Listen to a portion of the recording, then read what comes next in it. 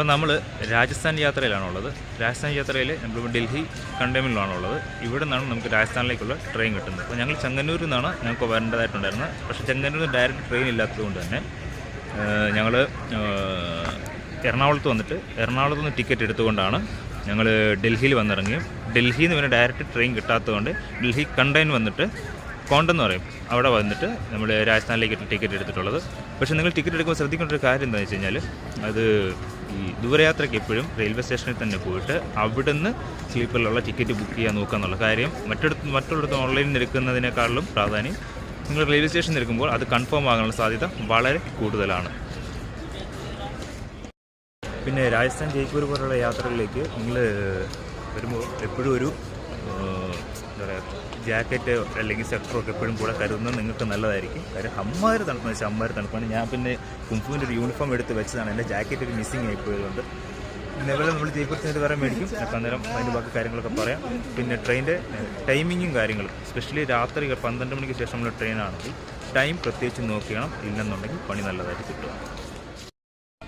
ഇവിടെയാണ് ഞങ്ങളുടെ സീറ്റ് വന്നിരിക്കുന്നത്.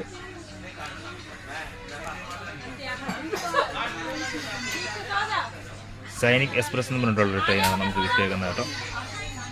താഴെ മേളിലായിട്ട് 2 പേർക്കാണ് ഞങ്ങൾക്ക് കിട്ടിയിട്ടുള്ളത്. നിങ്ങൾ എപ്പോഴും മാക്സിമം നേരത്തെ ടിക്കറ്റ് ബുക്ക് ചെയ്യാൻ മാത്രം ശ്രമിക്കുക എന്നുള്ളതാണ്.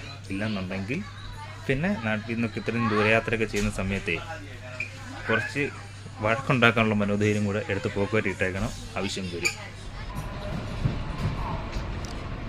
അങ്ങനെ നമ്മൾ രാജസ്ഥാൻ ജയ്പൂരിലേക്ക് കയറിക്കൊണ്ടിരിക്കുകയാണ് പ്ലാറ്റ്ഫോമിലേക്ക്.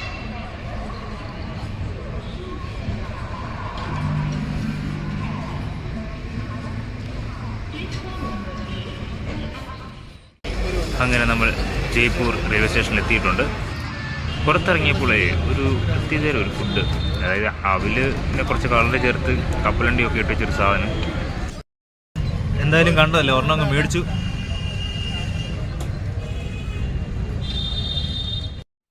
ഇവിടെ ഇപ്പോൾ നമ്മളെ വണ്ടിക്കാർ നമ്മളെ വന്ന് വണ്ടി പിടിക്കുവേ, നമ്മളെ വലിച്ചു തരുന്ന പരിപാടി ഒന്നുമില്ല. വേണ്ടെന്ന് പറഞ്ഞാൽ അമ്മ പോക്കും വേണ്ട. പക്ഷേ ഡൽഹിയിൽ വെച്ചെന്നപ്പോൾ അങ്ങനെ കേട്ടോ വലിച്ചു കയറ്റുക, തെറുത്തു പോയി. ഇപ്പോൾ നമ്മൾ എത്തിയിട്ടുള്ളത് ഉത്തർ പശ്ചിം റെയിൽവേ ജയ്പൂർ.